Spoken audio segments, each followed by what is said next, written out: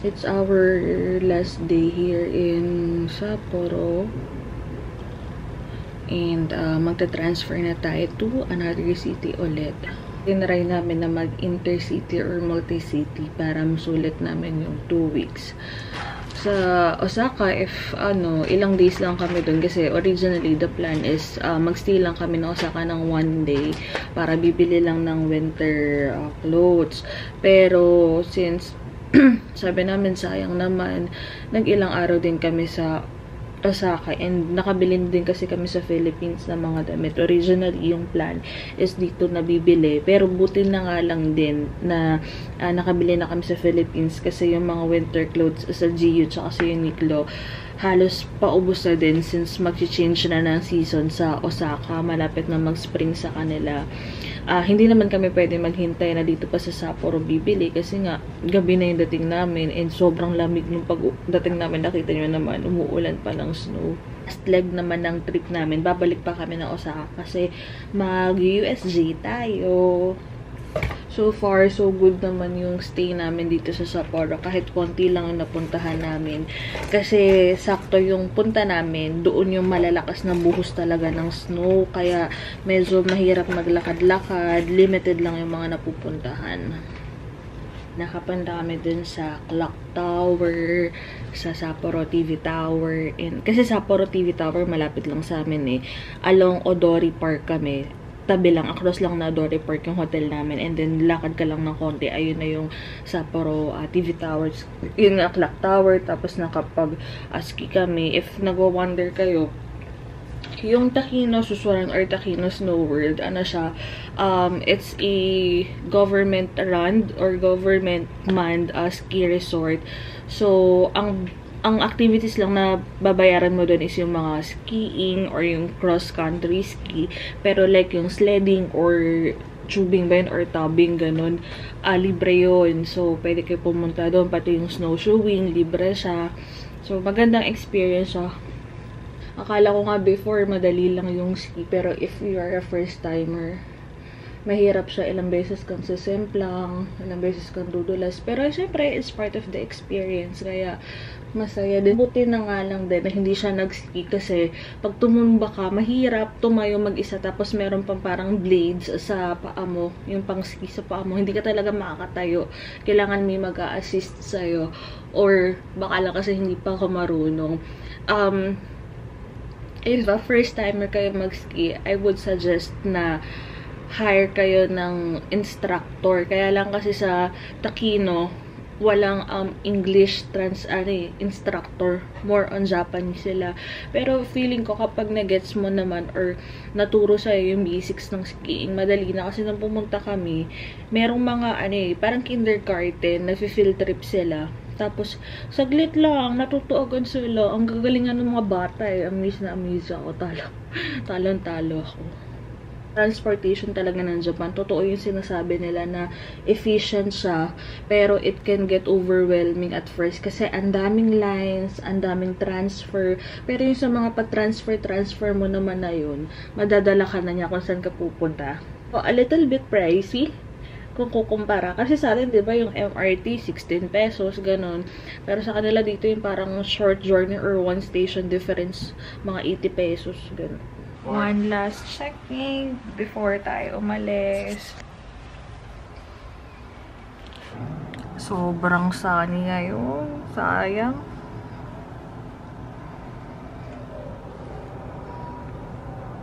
Kung ngayon dapat maganda mag-Mount Moiwa para kita mo yung buong view ng Sapporo. Kasi kahapon sobrang lakas ng snow. Kaya zero visibility. Pero tumuloy pa din kami sa Moiwa kasi hindi na nga namin alam kung kailan ulit kami makakabalik. Pero I'm hoping sana makabalik ulit tayo dito. Nag-uusap nga kami ni Leo. Sana if may family na kami, maganda mag-holiday dito if given a chance ulit. Kasi sa Osaka, tsaka sa Tokyo or Kyoto for sure crowded. Dito, laid back, makaka-relax ka talaga dito.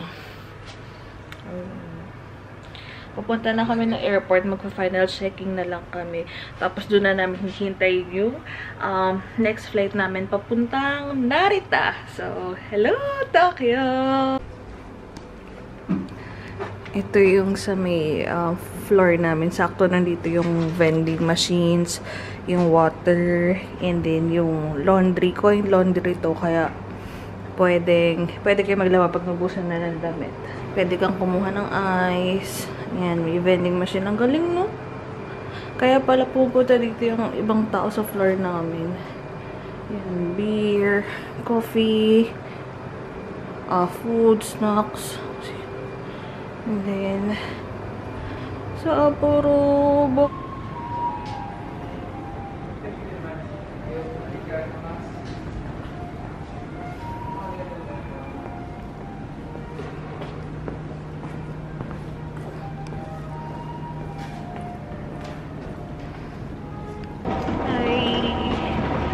Naka-check out na kami. And then, yung binabaan namin na bus, dito sa may hotel, dito yung bus stop. Pero yung sasakyan namin na bus papuntang airport, mga 4 na kanto. So, ayaw na namin mag-train, magbabus na lang kami.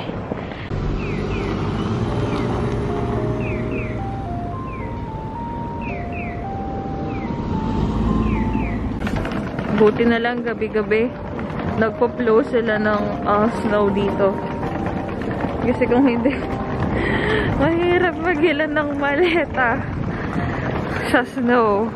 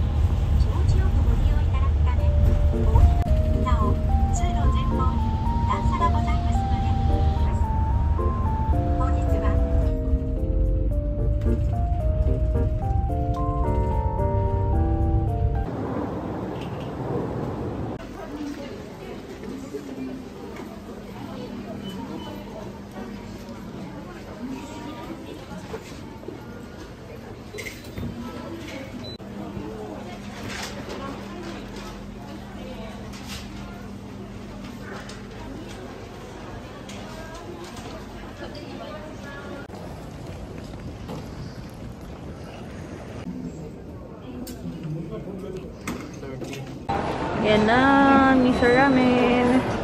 Dito pa pala tayo sa airport makakakita.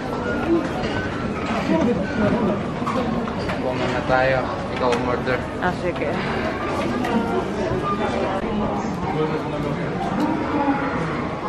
Dito ka lang kukuha ng water, oh. Libre. Hello! Dito na kami sa airport. Pero 5 PM pa yung flight namin pa Tokyo. Kain mo. Wow, authentic miso ramen. Pag napunta kayo dito sa Cheetos, ayun lang siya sa dulo ng food court.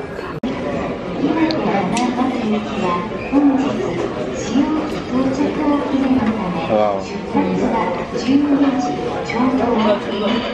Parang so far, lahat na kinakain namin dito masarap.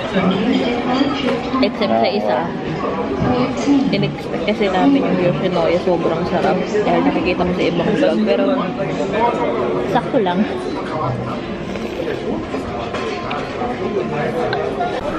Kailangan mong i-return yung own tray mo sa restaurant kung saan ka bumili or sa store kung saan ka bumili. For the plane, 4 o'clock na, 5:15 yung flight. So, magta-transfer muna ako ng mga files para pagdating natin sa Tokyo, free up na yung storage natin. Ayun si Leo. Gusto niya itry yung massage chair na ayun na yun yung massage chair. Kasi wala siya 100 yen. Ito 100 yen lang daw yung tinatanggap. Ayaw din basahin yung IC card niya.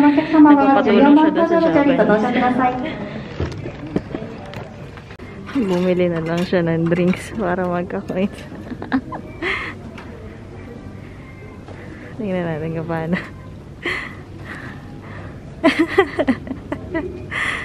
Yun. Ang bait ng Japanese. Akala niya may tago 100 yan siya. Makikipagpalit sana siya kay Leo. Ayun. Ayun na siya mapuna. Alis pa ng sapatos. Ng airport. Internet nila. Makikita mo na dito yung mga flights. Ito yung flight namin. Ano, that's not... Here's our flight. 3連列フォワードシートをご利用のお客様よりご案内いたします。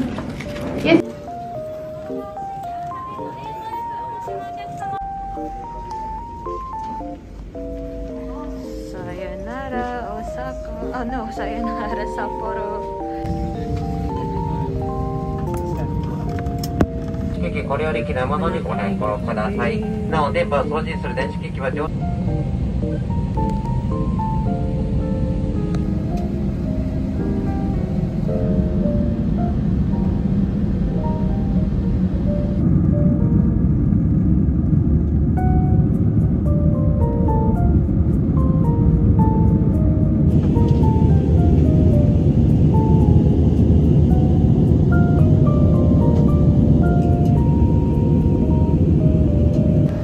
確保のため非常口座席におそのお客様はすべての手荷物を移し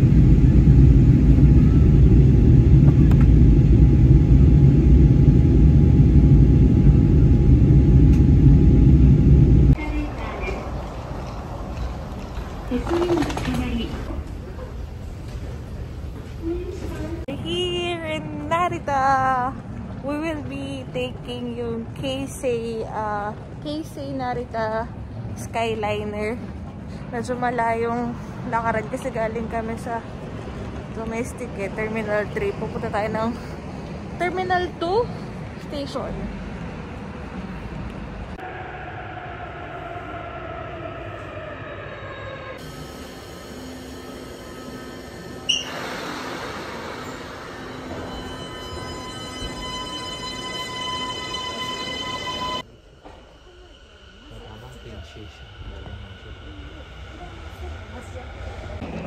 Ang bait, may nakasabay kaming, ano tawag sa matandang Japanese? Ano tawag sa matandang Japanese na lalaki? May nakasabay kaming Oji-san sa elevator. Tinulungan niya kami. Tapos hinintayin niya muna kaming makaalis. Tapos tinanong niya kami. Tapos sabi ko exit 1. Sabi niya, sinabi niya yung pangalan ng hotel namin, Grand Arc. Tapos tinuro niya kung saan. Tapos hinintay niya muna na makapunta kami doon sa lugar bago siya umalis. Ang bait niya. Nakakatuwa.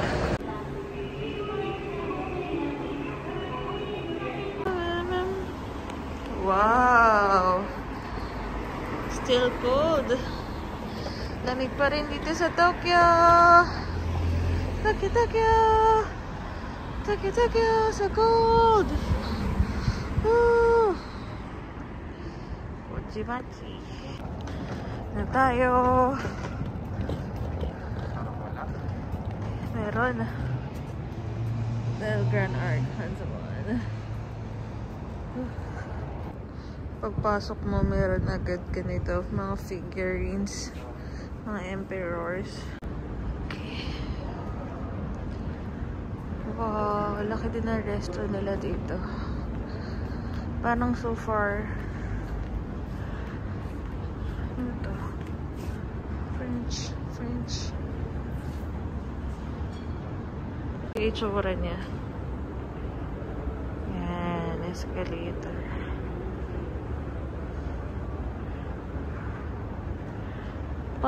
Parang same style siya doon sa hotel namin sa Sapporo. Open. Tapos kita may mga floors sa taas. Ganda. Sa stay namin dito sa Japan, ito yung hotel na maganda pati sa Sapporo. Yung mga susunod, medyo maliit na hotel na ulit. Kagaya ng first few days natin sa Osaka. Room tour! Okay. Same as before. Lagay ng damit. Mirror heat. Then, ito na siya. May, lagi sila may humidifier. Wow! Hello! Okay. So, andito na yung mga damit. Okay. Robe.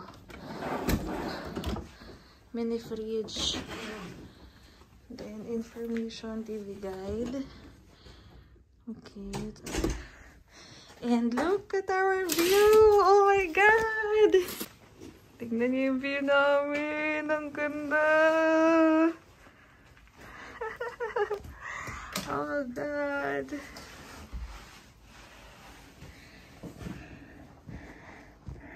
Okay. Yung CR. Here's, ito yung CR nila. Typical. Lagi dalawa yung tissue roll. And then yung toilet, heated yan kapag umupo ka mainit. And then kompleto naman. Hi!